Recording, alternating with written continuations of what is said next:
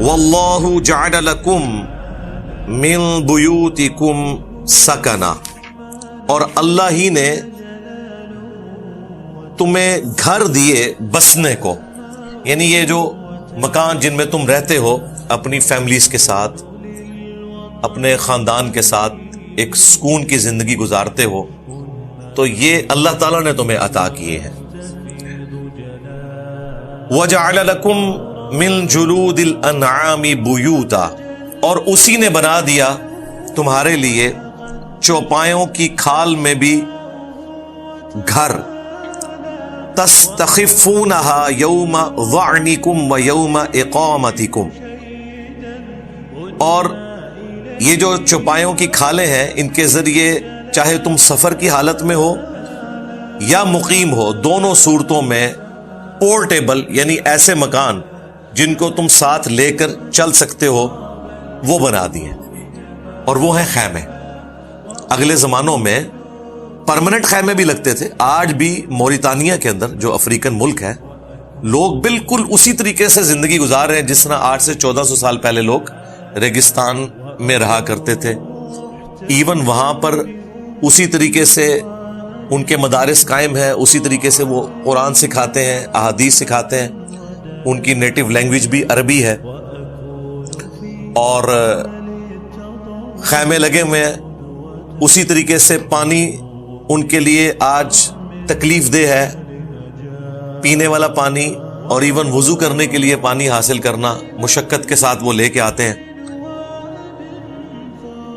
ان کا ماحول اگر آپ نے دیکھنا ہے تو ویڈیوز میں ریکارڈڈ ہے، کس طریقے سے مشکل تعلیم وہاں لوگ حاصل کر رہے ہیں، قرآن و سنت کی بھی حاصل کر رہے ہیں، اور باقی اپنے جو بھیڑ بکریاں اور مویشی وہ پالتے ہیں وہ ایک اپنا گزر بسر کر رہے ہیں۔ تو وہاں پہ آپ کو خیمے لگے ہوئے نظر آئیں گے، انہی چوپایوں کی کھالوں سے تیار ہوتے ہیں۔ ظاہر ہے یہ واٹر پروف بھی ہیں، زیادہ وقت بھی نکالتے ہیں، اور سب سے بڑی بات یہ ہے کہ آپ ایک جگہ سے دوسری جگہ سے شفٹ کر سکتے ہیں۔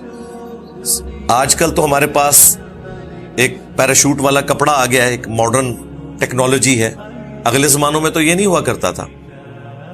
تو انہی کھالوں کو وہ یوز کرتے تھے خیمے لگانے کے لیے۔ منا کے جو خیمے لگتے تھے وہ بھی انہی چیزوں سے لگتے تھے۔ اب کچھ عرصہ سے جو منا کے خیمے ہیں وہ انہوں نے فائر پروف مٹیریل بنا دیا ہے کہ اگر خدا نخواستہ آگ بھی لگ جائے تو وہ آگے آگ ٹریول نہیں کرتی، وہ فائر پروف خیمے ہیں، ایسے مٹیریل سے وہ بنے ہوئے ہیں۔ بہرحال یہ ساری کی ساری چیزیں اللہ تعالیٰ نے ہی انسان کو سجھائی ہیں۔ ہم جو بھی چیزیں تخلیق کرتے ہیں وہ کریشن ایکس نہیلو نہیں ہوتی، عدم ما سے وجود نہیں ہوتا، بلکہ اللہ تعالیٰ کی بنائی ہوئی تخلیق میں سے ہم چیزوں کو تخلیق کرتے ہیں۔ ایک بڑئی اگر لکڑی کی کوئی چیز بناتا ہے تو لکڑی اسے نیچر سے ہی حاصل کرنی پڑتی ہے، بیسک مٹیریل نیچر سے حاصل کیا جاتا ہے۔ آج جتنی بھی سائنس کی ترقی ہے اس کے لیے جو بیسک مٹیریل ہے وہ ظاہر ہے اسی کرۂ ارض سے حاصل کیا جا رہا ہے۔ وَمِنْ أَصْوَافِهَا وَأَوْبَارِهَا وَأَشْعَارِهَا، اور یہ جو جانور ہیں ان کی جو اون ہے اس کے ذریعے، ان کی جو پشم ہے اس کے ذریعے، اور ان کے جو بال ہیں ان کے ذریعے اللہ تعالیٰ نے تمہارے لیے کیا بنا دیا؟ اثاثا ومتاعا الی حین، تمہاری ضرورت کا سامان ہے اور برتنے کے لیے اللہ تعالیٰ نے تمہیں یہ نعمتیں عطا کی ہیں۔ دیکھیں کیا زبردست نعمت ہے۔ بھیڑ کی جب کھال اوپر سے اتاری جاتی ہے، زندہ بھیڑ کی اوپر سے شیو آف کرتے ہیں آپ، اس کی جو بال پورے اتارے جاتے ہیں، پھر دوبارہ سے اگ جاتے ہیں، اس بال کو آپ استعمال کرتے ہیں۔ پھر جب یہ جانور قربان کیے جاتے ہیں ان کے گوشت سے ہم نفع حاصل کرتے ہیں، اور ان کا جو چمڑا ہے ان کو ہم خیمے بنانے کے لیے، ڈول بنانے کے لیے، بچھونوں کے طور پر، مسلوں کے طور پر بھی استعمال کرتے ہیں۔ یہ ساری کی ساری نعمتیں اللہ تعالیٰ نے دی ہیں، اور دیکھیں یہ تمام چیزیں اللہ تعالیٰ نے انسانیت کی خدمت میں لگا دی ہیں۔ یعنی یہ ساری کی ساری جو مخلوقات ہیں انسان کو یہ اختیار دیا ہے کہ وہ انہیں استعمال کر کے نفع حاصل کرے۔ حالانکہ کتنی طاقتور مخلوقات ہیں، اونٹ کو دیکھیں کتنا طاقتور جانور ہے، لیکن ایسا مسخر کیا ہے کہ ایک چھوٹا سا بچہ بھی اس کی نکیل پکڑ کے جب چلتا ہے تو وہ اوبیڈینٹ ہو کے اس کے پیچھے چل رہا ہے. یہ اللہ نے مسخر کیا ہے. اسی طریقے سے گائے کتنا طاقتور جانور ہے لیکن مسخر کر دیا. اس سے آپ دودھ بھی حاصل کر رہے ہیں جو پچھلی دفعہ ہم نے کور کیا تھا. اس کے گوبر کو بھی ایندھن کے طور پر استعمال کیا جاتا ہے. پھر جب اسے قربان کیا جائے تو اس کا گوشت، اس کے بعد اس کی کھال، ایک ایک چیز اللہ تعالیٰ نے انسان کے لیے ایک فائدہ مند چیز بنا دی ہے. تو اللہ تعالیٰ ان نعمتوں کو گنوا رہا ہے. اینڈ رزلٹ یہ ہے کہ اللہ تعالیٰ کو رسپانس کرنا ہے. ان تمام چیزوں کا خالق تم سے ڈیمانڈ کرتا ہے کہ جس طرح یہ تمام مخلوقات اللہ نے تمہاری خدمت میں لگائی ہیں، تمہیں بھی کسی کام کے لیے پیدا کیا ہے. اور وہ یہ ہے کہ یہ تمام کائنات اللہ نے انسان کے لیے پیدا کی، انسان کو اپنے لیے پیدا کیا. وما خلقت الجن والانس الا لیعبدون. ہم نے جنوں اور انسانوں کو نہیں پیدا کیا مگر صرف اس لیے کہ وہ ہماری عبادت کریں. اور عبادت کا مطلب ہے ٹوٹل اوبیڈینس، مکمل طور پر تابع فرمان ہونا، حقوق اللہ میں بھی اور حقوق العباد میں بھی. ہر معاملے میں اللہ کا تابع فرمان ہونا، یہ ہے اللہ کی عبادت. واللہ جعل لکم مما خلق ظلالا. اور اللہ نے تمہارے لیے اسی کی پیدا کردہ چیزوں میں سائے بنا دیے. اب یہ سائے درختوں کی شکل میں بھی ہے، بڑے پہاڑوں کی شکل میں بھی ہے. اتنا بڑا پہاڑ جیسے ہی سورج مغرب کی طرف جانا شروع ہوتا ہے تو ابھی تو سورج غروب نہیں ہوتا، آپ کو سایہ ملنا شروع ہو جاتا ہے. آپ یہ جہلم شہر میں بھی جب شہر سے باہر نکلیں، ضلع جہلم کے اندر ہی جو ترکی کی پہاڑیاں ہیں، آپ دوپہر کے وقت نکلے تو وہاں آپ کو بالکل چھاؤں محسوس ہوگی. اتنے بڑے بڑے پہاڑ ہیں چونکہ سورج اس طرف غروب ہو رہا ہے تو غروب ہونے سے پہلے ہی 3-4 گھنٹے پہلے ہی آپ کو سایہ ملنا شروع ہو جاتا ہے. پھر درختوں کے سائے تو سب کو پتہ ہے. پھر پہاڑوں کے اندر بھی اللہ تعالیٰ نے سائے بنا دیے ہیں غاروں کی شکل میں. آپ وہاں پہ اقامت اختیار کر سکتے ہیں، اس کا ذکر بھی آ جائے گا. وَجَعَلَ لَكُم مِّنَ الْجِبَالِ أَكْنَانًا. اور پہاڑوں میں بھی تمہارے لیے چھپنے کی جگہ بنا دی. یہ آج تک ویلڈ ہے. ویسے تو سعودی عرب میں آپ جائیں تو قوم عاد اور سمود کے کھنڈرات دیکھیں، پہاڑوں کو کاٹ کے انہوں نے اس میں مکان بنائے ہوئے تھے. آج بھی وہ مکان اسی طریقے سے موجود ہے. آج کے اس ماڈرن دور میں بھی سب سے زیادہ سیکیور جگہ جو ہے نا، وہ یہ پتھروں کے پہاڑ کے اندر بنی ہوئی ٹنلز اور غاریں ہیں. امریکہ نے آج بھی اپنے تمام نیوکلیئر ایسٹس، میزائل ایسٹس، یہ سارے انہی ٹنلز کے اندر چھپائے ہوئے ہیں. پھر جو گولڈ پوری دنیا سے انہوں نے اٹھایا ہوا ہے، جس کی بنیاد کے اوپر وہ ڈالر کو اوپر نیچے کر کے تو پوری دنیا کی اکانومی کو ہلا کے رکھ دیتے ہیں، اس کی تو انہوں نے ویڈیوز بھی چڑھا دی ہوئی ہیں. وہ ساری پہاڑوں کے اندر ٹنلز ہیں، کئی کلومیٹر انہوں نے کھودی ہوئی چٹکل پہاڑ. اور وہ ایسے پہاڑ ہیں کہ ان کے اوپر آپ بم بھی پھینکیں تو وہ ڈیمیج نہیں ہوں گے. نیوکلیئر ویپن بھی پھینک دیں نا تب بھی ڈیمیج نہیں ہوں گے. ایسے پہاڑ ہیں. پاکستان نے بھی اسی طریقے سے انہی ملکوں کو کاپی کیا ہوا ہے. آج بھی یہ ویلڈ ہے. ہمارے پڑوسی ملک افغانستان میں تورا بورا جو پہاڑوں کا سلسلہ تھا، تو طالبان نے جب امریکہ نے بدمعاشی کے ساتھ افغانستان کے اوپر قبضہ کیا تو انہوں نے اپنا سارے کے سارا جو معاملہ ہے سیکیورٹی کا وہ تورا بورا کے پہاڑوں کے ذریعے ہی گزارا ہے. اسی میں انہوں نے اپنا وقت گزارا ہے. تو یہ 60-70 ہزار جو جنگجو تھے انہوں نے اپنی جان بچائی. ادروائز باہر جب نکلتے تھے وہ اوپر سے کارپیٹ بمنگ کرتے تھے تو لوگ شہید ہو جاتے تھے. یہ تو ان کی اکانومی کمزور ہوئی تو ہماری جان چھوڑ گئے، ورنہ اب بھی اگر وہ اس سلسلے کو آگے چلاتے تو ابھی بھی افغانستان کی وہی حالت رہتی. لیکن بہرحال جو زندہ بچے ہیں وہ اللہ تعالیٰ نے جو پہاڑ رکھے ہوئے ہیں ان کے اندر جو طاقت رکھ دی ہے وہ آج بھی اسی طریقے سے ویلڈ ہے. پاکستان نے بھی جو اپنا نیوکلیئر پروگرام ڈکلیئر کرنے کے لیے 6 ٹیسٹ کیے تھے 28 مئی 1998 کو. 2 دن بعد دوبارہ یوم تکبیر 28 مئی آنے والا ہے. آج 26 مئی ہے 2024. تو وہ چاگی کا پہاڑ، اس کی ویڈیو ابھی تک موجود ہے. اس میں بھی کتنی لمبی ٹنل کھودی گئی تھی. پھر وہ صرف ٹنل کے اوپر اکتفا نہیں کیا، اس کے ارد گرد کافی موٹا کنکریٹ بھرا گیا تھا.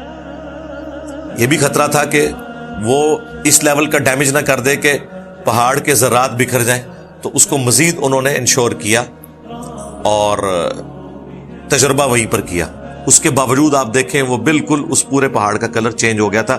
ویڈیوز رکھی ہوئی ہیں یوٹیوب کے اوپر. آج بھی اس پلینٹ ارتھ پہ اللہ تعالیٰ کی شان و شوکت اور جلال کا مظہر اگر کوئی مخلوق ہے تو یہ بڑے بڑے اونچے اونچے پہاڑ ہیں. خواہ ان کے اوپر درخت اگے ہوئے ہوں یا وہ چٹیل پتھروں کے پہاڑ ہوں.